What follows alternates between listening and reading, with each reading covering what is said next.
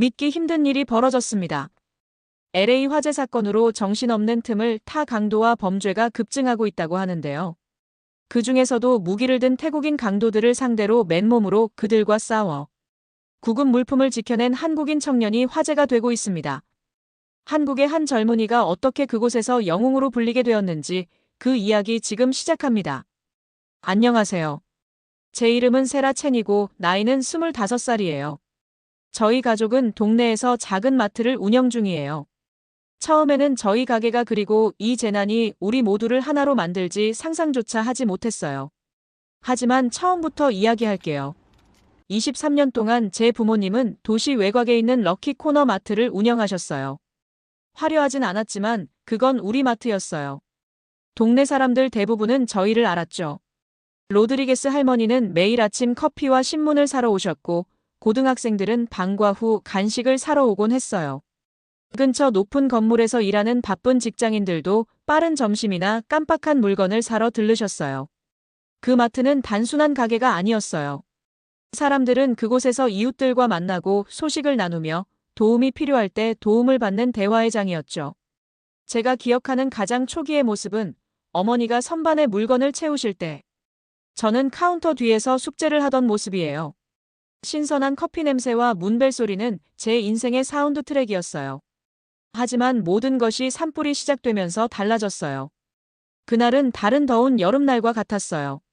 뉴스에서 화재 경고를 했지만 그런 경고는 처음 듣는 게 아니었어요. 그러다 바람이 강해졌어요. 오후가 되자 언덕에서 연기가 올라오는 게 보였죠. 처음엔 아무도 놀라지 않았어요. 언덕에서의 화재는 드문 일이 아니었으니까요. 하지만 이번 건 달랐어요. 바람이 점점 강해지면서 불길은 예상보다 훨씬 빠르게 퍼졌어요. 언덕 위의 집들이 처음으로 불에 타기 시작했어요. 우리는 TV를 보며 가족들이 대피하는 모습을 봤어요. 그들은 손에 잡을 수 있는 것들을 챙겨서 대피했죠. 소방관들은 쉬지 않고 일했지만 불은 너무 강하고 너무 맹렬했어요. 그날 밤 우리는 우리 동네의 대피 명령을 받았어요. 제 손은 떨리고 있었어요. 부모님과 함께 중요한 물건들을 챙기면서요. 서류, 사진, 옷 몇 벌. 하늘은 너무 어두워져서 가로등이 일찍 켜졌어요. 쟤는 회색 눈처럼 떨어지며 모든 것을 덮었어요. 우리는 도시 건너편에 있는 이모 집으로 갔지만 부모님은 거기서 오래 머물지 않으셨어요. 그 다음 날 아침, 우리는 마트에서 불타버린 우리 집이 소실되었다는 소식을 들었어요. 우리의 모든 것이 사라졌어요. 어머니의 정원, 아버지의 책, 제 어린 시절의 방까지요. 하지만 기적처럼 마트는 그대로 있었어요. 부모님은 당시 제가 미쳤다고 생각했던 결정을 내리셨어요. 그들은 돌아갔어요. 우리가 불타버린 집에 사는 것이 아니라 마트를 열어두기로 한 거였죠. 그들은 마트 뒤쪽 사무실과 주방에 침대를 마련했어요. 사람들이 도움이 필요할 거야. 아버지께서 말씀하셨어요. 우리는 그들에게 있어야 해. 저는 반박하고 싶었어요. 이건 안전하지 않다고 말하고 싶었죠. 불은 여전히 도시 일부 지역에서 타고 있었고 공기는 연기로 가득했어요. 하지만 그들의 눈빛을 보았어요. 마트 첫 시작할 때처럼 영어도 서툴고 모든 저축을 투자했던 그 꿈을 위한 결단의 눈빛이었어요. 그래서 저도 따라갔어요. 우리는 마트를 단순한 가게가 아니라 사람들에게 물, 음식, 긴급용품을 제공하는 곳으로 바꿨죠.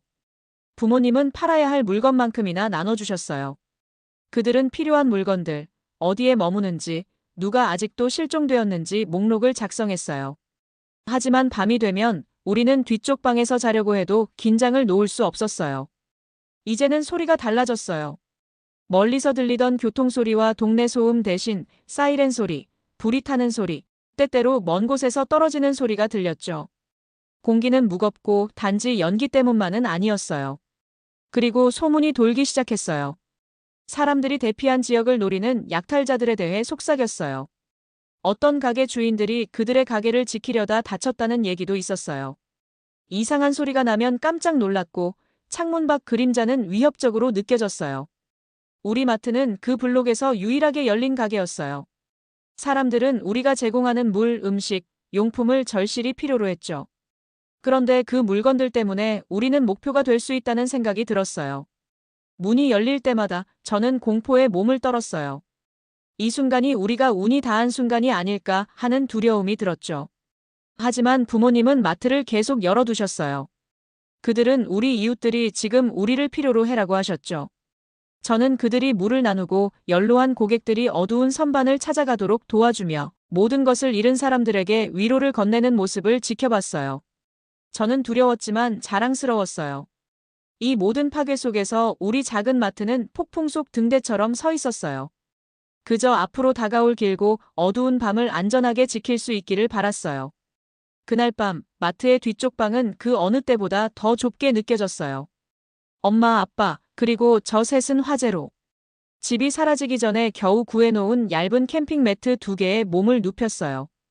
그 방은 원래 여분의 재고를 보관하는 곳이었지만 지금은 우리 가족의 임시 집이 되었죠. 라면과 통조림 상자들이 벽을 따라 쌓여 있었고 종이박스의 냄새와 바깥에서 새어들어오는 연기가 섞여 있었어요. 잠을 잘 수가 없었어요. 눈을 감을 때마다 언덕 위의 불길이 빨갛고 주황색으로 타오르는 모습이 떠올랐어요. 에어컨은 열기와 싸우고 있었지만 바깥에서 들려오는 소리들. 마이너스 경찰 사이렌, 헬리콥터 소리, 때때로 멀리서 들려오는 사람들의 외침 마이너스 을 막기엔 역부족이었어요. 그때 제 휴대폰이 울렸어요. 또 다른 뉴스 알림이었죠. 화면 밝기를 낮추고 내용을 열어봤어요. 부모님을 깨우지 않으려고 조심했죠. 헤드라인을 보고 가슴이 쿵 하고 내려앉았어요. 지역 상인, 강도 시도 중 공격당해. 그 기사에서 말하는 상점은 제가 아는 곳이었어요. 세 블록 떨어진 곳에 있는 첸 씨의 전자상가. 지금 그는 병원에 있었어요. 강도들이 그를 다치게 했다고 했죠. 가게를 지키려던 첸 씨를 공격한 거였어요. 저는 부모님을 바라봤어요. 엄마 아빠는 16시간이나 일한 뒤에 드디어 잠에 들었어요. 아빠의 얼굴은 잠들어도 여전히 피곤해 보였고 엄마는 아직도 휴대폰을 손에 쥐고 있었어요. 우리 친척들에게서 온 소식을 기다리고 있는 중이었죠. 마트를 계속 열겠다고 고집하셨던 거예요. 아빠는 사람들이 우릴 필요로 한다. 고 말씀하셨죠. 어디서 음식을 구하고 물을 구하겠냐? 그 말이 맞긴 했어요. 하지만 앞문이 열릴 때마다 손이 떨렸어요. 그 누구도 한 사람도 도움이 필요한 사람일 수도 있지만 혹은 우리를 이용하려는 사람일 수도 있었죠. 오늘 아침에도 한 여자가 3명의 어린아이들과 함께 왔어요. 아이들 모두 불에 탄 채로 뒤덮여 있었어요. 엄마는 그들에게 무료로 물과 간식을 주셨어요. 1시간 후에는 후드를 쓴 열댓 명의 청소년들이 마트에 들어왔죠. 그들은 물건을 사지는 않고 그냥 여기저기 살펴보며 아무것도 하지 않았어요. 아빠가 그들을 주의 깊게 지켜보자 그들은 결국 나갔지만 그 순간의 긴장감은 저를 떠나지 않았어요. 휴대폰이 또 울렸어요. 이번에는 고등학교 때부터 친한 제 친구 사라가 보낸 메시지였어요. 괜찮아? 라고 써 있었어요. 너네 동네 근처에서 불이 더 나고 있다고 봤어. 엄마가 너희 집에 올 수 있다고 했어.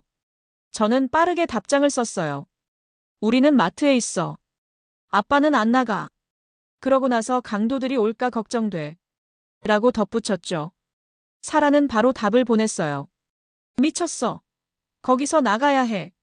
그 말이 맞았을 수도 있었어요. 불은 점점 가까워지고 있었고 약탈자들도 점점 대담해졌어요. 그저 어제 그들은 거리 아래에 있는 약국에 침입했었죠. 보안 카메라는 그들이 훔쳐가는 장면을 포착했어요. 경찰은 불을 진압하는 데 바빠서 그들의 출동은 너무 늦었죠. 저는 조용히 일어나서 임시로 만든 침실을 둘러봤어요. 보안 카메라는 밖에 비어있는 거리를 보여줬지만 그게 얼마나 더 유지될 수 있을까? 마트 뒷문은 2개의 자물쇠로 잠겨 있었어요. 하지만 그게 충분할까요? 우리는 부모님이 20년간 모은 모든 저축을 금고에 넣어 놓았어요. 제 여동생의 대학 등록금도 그 안에 있었죠. 여동생은 샌디에이고에 있는 이모 집에 안전히 있었지만 우리에겐 어떤 일이 닥칠지 알 수 없었어요. 가슴이 답답했어요. 바깥에서 들려오는 연기가 제 폐속까지 차오르는 것 같았죠. 저는 조심스럽게 일어나 작은 창문으로 다가갔어요. 창살 너머로 하늘에 반사된 불길에 붉은 빛이 보였어요. 마치 온 하늘이 불타는 것 같았죠. 제가 회색 눈처럼 내려앉았고 모든 것이 덮였어요. 그때 제 눈에 그림자가 스쳤어요. 그건 단지 그림자일 뿐이었지만 저를 얼어붙게 만들었어요. 길 건너편 건물들 사이로 누군가가 걸어가고 있었어요. 그 뒤로 또 다른 그림자가 나타났어요. 심장이 뛰기 시작했어요. 그들이 마트를 보고 있는 걸까요? 무언가 계획이 있을까요? 아빠를 깨워야 할지 고민했어요. 하지만 우리가 뭘 할 수 있을까요? 경찰은 이미 너무 바빴어요. 그들에게 전화하는 게 무의미할 수도 있었죠. 그림자들은 어둠 속으로 사라졌어요. 하지만 잠이 오지 않았어요. 저는 아빠의 작은 책상에 앉아 아빠의 노트를 열었어요. 아빠는 우리가 나눠준 물건들을 다 기록하고 있었어요. 마이너스 물병, 라면, 배터리, 손전등. 그 목록은 날마다 길어지고 있었죠. 그 옆에는 불이 나기 전부터 자주 오던 고객들의 목록도 있었어요. 아빠는 특히 혼자 사시는 노인들을 걱정하셨어요. 그때 저는 깨달았어요. 우리는 단순히 상점을 지키고 있는 게 아니라 우리 동네의 생명선이었죠. 하지만 다시 보안 카메라 화면을 보며 저는 궁금했어요. 우리는 이걸 얼마나 더 버틸 수 있을까? 누군가가 우리가 쉬운 표적이라고 생각할 때까지 얼마나 더 견딜 수 있을까? 이 질문들의 무게는 저를 짓누르기처럼 느껴졌어요. 마치 바깥의 연기가 제 가슴속까지 차오르는 것 같았죠. 두려웠지만 한편으로는 분노가 일었어요. 이 재난을 이용하려는 사람들에 대한 분노, 무력감에 대한 분노, 다른 사람들을 돕기 위해 부모님이 모든 걸 위험에 빠뜨리셔야 한다는 사실에 대한 분노가 일었어요. 새벽이 밝아오며 연기가 가득한 하늘은 보랏빛과 주황빛으로 물들었어요. 또 다른 하루가 시작되었고 그와 함께 더 많은 불확실성이 다가왔죠. 하지만 부모님이 일어나는 소리를 들으며 마트를 다시 열 준비를 하시는 모습을 보면서 우리는 다가오는 일들을 함께 맞서야 한다는 걸 알았어요. 저는 갑자기 어두운 곳에서 깨어났어요. 심장이 빠르게 뛰고 있었는데 처음에는 왜 그런지 잘 모르겠더라고요. 우리 마트 뒷방은 부모님 숨소리만 들릴 정도로 조용했어요. 부모님은 여러 시간 동안 사람들을 도우시느라 잠을 못 자다가 드디어 잠이 드신 거였죠. 뭔가 이상했어요. 자는 동안 들었던 소리 때문일 수도 있고 아니면 그냥 배 속에서 느껴지는 느낌일 수도 있었죠. 뭔가 나쁜 일이 일어날 것 같은 느낌 아시죠? 그런 느낌이었어요. 저는 베개 밑에 있는 핸드폰을 조심스럽게 집어들었어요. 소리내지 않으려고 애썼죠. 화면이 너무 밝아서 눈이 아팠어요. 보안 카메라 앱을 열었어요.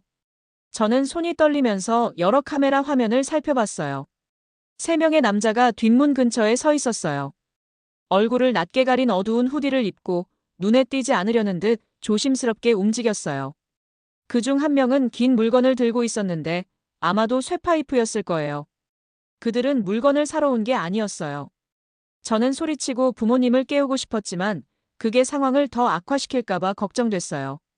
대신 보안 앱에서 긴급 알림 버튼을 눌렀어요. 아무 일도 일어나지 않았어요. 다시 또 눌렀지만 화면엔 ERROR-No 커넥션이라는 문구만 떠 있었죠. 아마 불 때문에 통신탑이나 전선이 끊어진 모양이에요. 우리는 이제 혼자였어요. 보안 화면에선 한 남자가 뒷문 잠금을 만지는 모습이 보였어요. 숨을 못 쉴 것 같았어요. 911에 전화를 해야 할까요? 경찰은 화재와 다른 긴급 상황으로 바쁘지 않을까 싶었어요. 그때 그가 나타났어요. 제 핸드폰 화면에 한 남자가 나타났어요. 그림자처럼 조용히 움직였어요. 그의 걸음걸이는 똑바로 서 있고 어깨는 꼿꼿했어요. 마치 자기가 뭘 해야 하는지 정확히 알고 있는 사람처럼요. 조용히 하지만 목적을 가지고 움직였어요. 나중에 알게 된 그의 정보는 한국에서 온 20대 아미르라는 것이었어요. 그는 근처 선반에서 뭔가를 집었어요. 그것은 우리 큰 빨간색 소화기였어요. 최근 화재 경고 때문에 그곳에 놓아두었던 거였죠. 그는 소화기를 들고 있던 손을 조정하면서 이걸 다뤄본 사람처럼 보였어요. 문 앞에 있던 3명의 남자는 처음에는 아미르를 보지 못했어요. 그들은 뒷문을 부수려고 정신이 없었죠. 아미르는 5걸음 정도 앞으로 나가면서 소화기를 바닥에 내리쳤어요. 그 소리에 그들이 반응했어요. 그들이 아미르를 보고 얼어붙었어요. 흐릿한 보안 화면을 통해서도 그들의 놀라움이 느껴졌어요. 아미르는 소화기를 옆에 두고 그대로 서 있었어요. 그는 소리 지르거나 위협하지 않았어요. 그런 걸 할 필요가 없었죠. 그의 차분하고도 준비된 자세에서 뭔가가 느껴졌어요. 그것이 도둑들을 뒤로 물러서게 했어요. 한 명이 쇠파이프를 들어올리려 했지만 아미르가 더 빨랐어요. 그는 소화기를 매끄럽게 들어올리고 하얀 거품을 그들에게 뿌렸어요. 첫 번째 분사에 그들은 놀라서 뒤로 물러났고 두 번째 분사는 그들을 도망가게 만들었어요. 저는 그들이 어둠 속으로 사라지는 걸 보면서 서로 부딪히며 도망가는 모습을 봤어요. 그 모든 일이 1분도 채 안 걸렸어요. 아미르는 소화기를 내리고 보안 카메라를 똑바로 쳐다봤어요. 마치 내가 보고 있다는 걸 아는 듯이 작은 고개를 끄덕였어요. 그런 다음 문 옆에 있던 밀대 같은 걸로 거품을 닦기 시작했어요. 저는 그 어두운 곳에 앉아서 핸드폰 화면을 보고 있었어요. 방금 제가 본 걸 이해하려고 했죠. 이 낯선 사람이 우리 마트, 우리 집을 지켜줬어요. 우리가 누구인지도 모르고 폭력을 쓰거나 위협하지도 않았어요. 빠른 판단력과 차분한 용기로 문제를 해결했죠. 보안 카메라를 통해 아미르가 청소를 끝내는 모습을 보면서 깨달았어요. 때로는 영웅이란 우리가 기대하는 모습이 아닐 수도 있다는 걸요. 때로는 그냥 다른 사람들이 도움을 필요로 할 때 올바른 일을 하기로 선택하는 평범한 사람들이 영웅이 되기도 해요. 그날 밤 불은 계속 멀리서 타오르고 사이렌 소리가 도시를 가득 채우고 있었어요. 저는 용기가 항상 크게 외치는 것이 아니라는 걸 배웠어요. 때로는 밤중에 소화기를 든 한 남자처럼 조용하게 영웅이 되는 거예요. 아미르가 우리 가게를 구해준 게 계속 머릿속에서 떠나지 않았어요. 그날 아침 제 휴대폰을 확인했더니 누군가가 그 모든 상황을 핸드폰으로 녹화한 영상을 올렸더라고요. 그 영상에는 어두운 곳에서 그림자처럼 움직이며 침착하고 차분하게 약탈자들과 맞서 싸우는 아미르의 모습이 담겨 있었어요. 그가 가진 건 소화기 하나뿐이었죠. 몇 시간도 안 돼서 그 영상은 온갖 곳에 퍼졌어요. 지역 뉴스 웹사이트, 페이스북, 인스타그램, 트위터에 다 올라왔고 사람들은 그 영상을 계속 공유하면서 아미르를 한국에서 온 영웅이라고 부르기 시작했어요.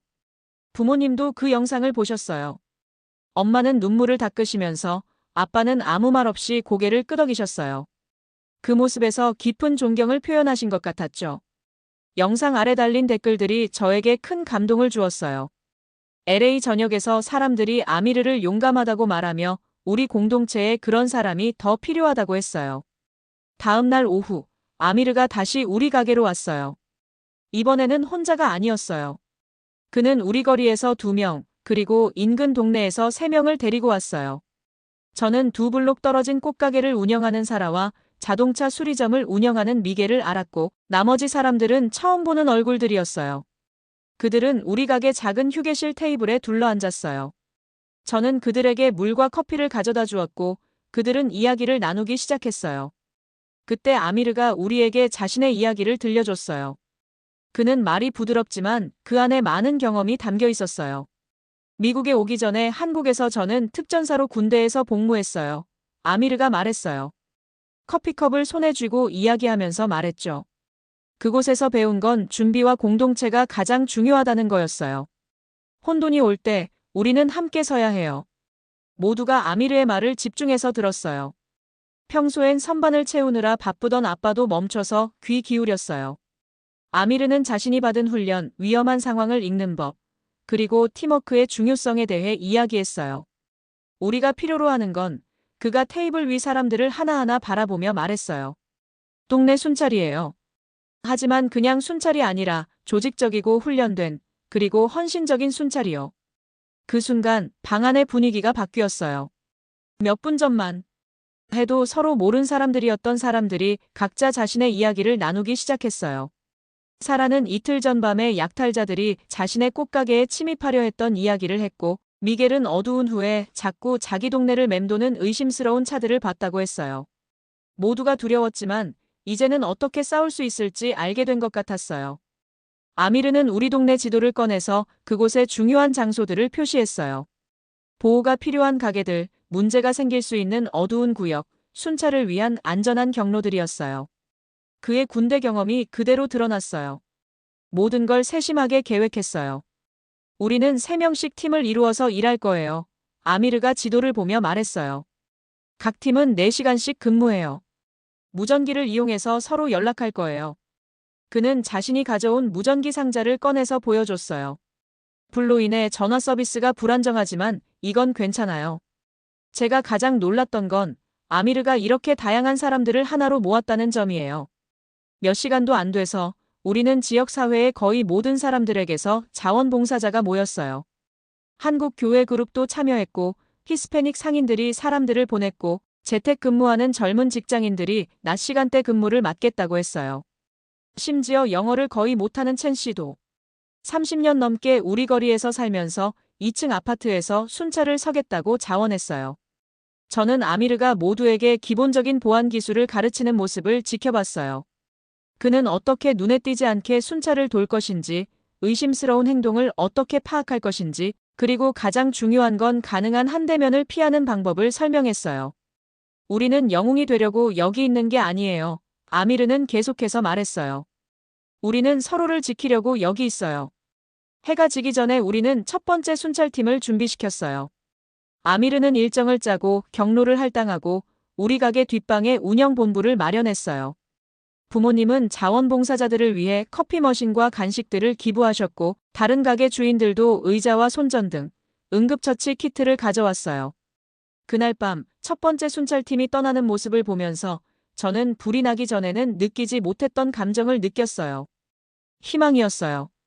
아미르는 단순히 약탈자들을 막은 게 아니었어요. 그는 우리 모두에게 무언가를 깨워줬어요. 그는 우리가 외부에서 도움을 기다릴 필요 없이 함께 힘을 합치면 스스로를 지킬 수 있다는 걸 보여줬어요. 이전에 서로 말을 하지 않았던 사람들이 이제는 서로를 살피고 자원을 나누며 함께 경계를 서고 있었어요. 조각조각 나뉘어 있던 공동체가 드디어 하나로 뭉쳐가는 모습을 보고 있었죠. 그리고 그 모든 건 한 사람이 가장 필요할 때 나서기로 결심한 덕분이었어요. 우리 휴게실 벽에 붙은 지도, 순찰 경로와 일정이 적힌 메모들로 덮인 그 지도를 보면서 저는 이게 단순히 가게를 보호하는 게 아니라는 걸 깨달았어요. 이건 불이 다 지나가고 나서도 계속 지속될 무언가를 만드는 일이었어요. 아미르는 그날 밤 우리 가게를 구한 것에 그치지 않았어요. 그가 우리에게 스스로를 구하는 방법을 가르쳐 준 것이었죠. 저는 아미르 옆을 걸으면서 시원한 밤 공기가 제 얼굴을 스쳤어요. 발걸음 소리가 텅 빈 거리에서 부드럽게 울렸어요. 불길은 우리 동네를 떠났지만 연기 냄새는 여전히 공기 중에 맴돌았어요. 몇 분마다 멀리서 붉은 불빛이 보였는데 그것은 우리가 아직도 위험에 가까운 곳에 있다는 걸 상기시켜 주었어요.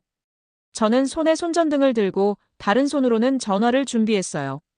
아미르가 항상 경계를 늦추지 말고 두려워하지 말라고 가르쳤거든요. 두려움은 너를 서두르게 해. 그는 말했어요. 경계를 유지하는 게 널 안전하게 해. 그 말이 계속 머릿속에서 맴돌면서 우리는 어두운 구석과 골목길을 하나씩 점검했어요. 가로등은 바람에 따라 길게 그림자를 드리웠고 그 그림자들은 마치 춤추듯이 흔들렸어요. 대부분의 집들은 불이 꺼져 있었지만 여기저기 창문에 불빛이 보였어요. 아마도 우리처럼 걱정하고 있는 사람들이 있었을 거예요. 불이 켜진 창문을 지나칠 때마다 아미르는 고개를 살짝 끄덕였어요. 좋아, 그가 말했어요. 불빛은 생명을 의미해. 사람들은 아직 포기하지 않았다는 뜻이야. 조용히 걷다 보니 질문이 머릿속에 계속 떠올랐어요. 결국 용기를 내서 물었어요. 왜 그날 마트에서 나서신 거예요? 그냥 경찰에 전화할 수도 있었잖아요. 아미르는 살짝 미소 지었어요. 미소 지을 때 얼굴이 더 어리고 부드럽게 보였어요. 때때로 행동해야 할 때가 있어. 그가 말했어요. 어릴 때 한국국에서 내가 살던 작은 마을이 있었어. 그곳은 모두가 서로를 아는 곳이었지. 문제가 생기면 우리는 기다리지 않고 서로 도왔어. 그는 잠시 멈춰서 조금 열린 문을 확인한 후 말을 이었어요. 미국에 왔을 때 나는 13살이었어. 힘들었지. 학교에서 아이들이 내 억양을 놀렸고 어떤 사람들은 우리를 의심의 눈초리로 봤어.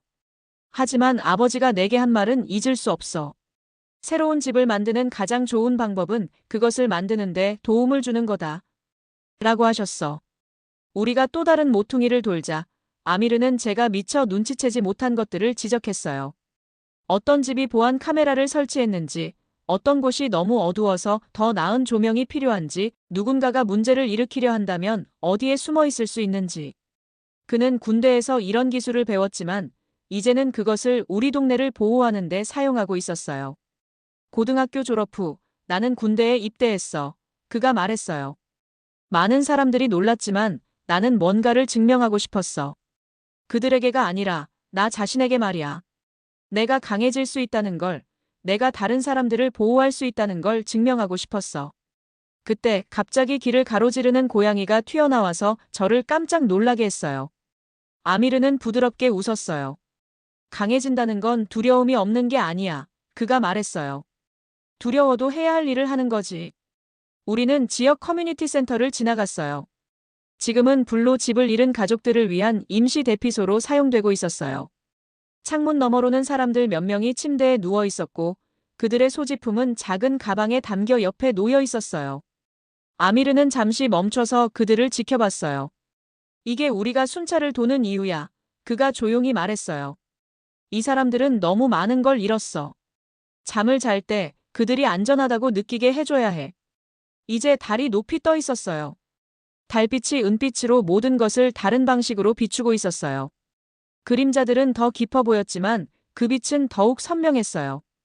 아미르가 말한 대로 때때로 어둠 속에서 더 명확히 이해할 수 있는 것들이 있어요. 알지? 그가 다시 말했어요.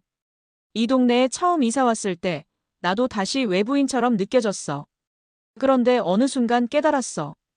이곳의 사람들 모두 나와 비슷한 이야기를 가지고 있다는 걸. 다른 나라에서 왔고 다양한 이유로 왔지만 더 나은 삶을 향한 같은 희망을 가지고 있지. 약탈자들이 왔을 때 나는 그냥 가게를 지키는 게 아니었어. 그 희망을 지키고 있던 거야. 저는 제 가족의 이야기를 떠올렸어요. 부모님이 얼마나 열심히 우리 삶을 이곳에 세우려고 노력하셨는지. 마트는 우리에게도 단순한 가게가 아니었어요. 부모님이 꿈꾸던 모든 것이자 그들이 모든 것을 쏟아부었던 노력의 결실이었어요. 우리가 순찰을 마치고 돌아오자 하늘이 점차 밝아오기 시작했어요. 새벽이 멀지 않았어요. 아미르는 시계를 확인하고 고개를 끄덕였어요. 또 하루의 조용한 밤이야. 그가 말했어요. 좋은 일이야. 우리가 일을 잘하고 있다는 뜻이니까. 회색빛 아침 햇살 속에서 그를 바라보니 단순히 우리 마트를 구한 사람 이상으로 보였어요. 그는 새로운 곳에서 집을 세운다는 게 무엇인지, 그것을 지키기 위해 싸운다는 게 무엇인지 알고 있는 사람이었어요. 그리고 저는 깨달았어요. 이제 우리 모두가 하고 있는 일이 무엇인지. 우리는 단지 살아남으려는 것이 아니라 함께 더 강한 무언가를 만들어가고 있다는 걸요. 아침 해가 연기 속을 뚫고 나와 몇 주 동안 보지 못했던 부드러운 색으로 하늘을 물들였어요. 저는 마트 밖에 서서 사람들의 발걸음이 확신에 차게 변한 모습을 지켜봤어요. 우리 동네를 지배하던 두려움이 서서히 사라지고 있었어요. 마치 햇빛에 의해 안개가 걷히듯 그 두려움도 점점 없어지고 있었죠. 우리의 자원봉사 순찰대는 처음 몇 명이서 시작했지만 이제는 훨씬 더 큰 규모로 성장했어요. 아미르가 우리가 기본적인 안전 수칙을 배우는 것으로 시작했던 일이 이제는 진짜 커뮤니티의 노력으로 확장된 거였죠. 매일 밤 3명 또는 4명씩 묶여서 동네를 순찰하며 김 씨가 드라이클리닝 가게에서 기부해주신 노란 조끼를 입고 있었어요. 그들은 플래시라이트와 무전기를 가지고 있었고 그것들은 로드리게즈 씨가 전자제품 가게에서 우리에게 원가로 제공해 주신 것이었어요.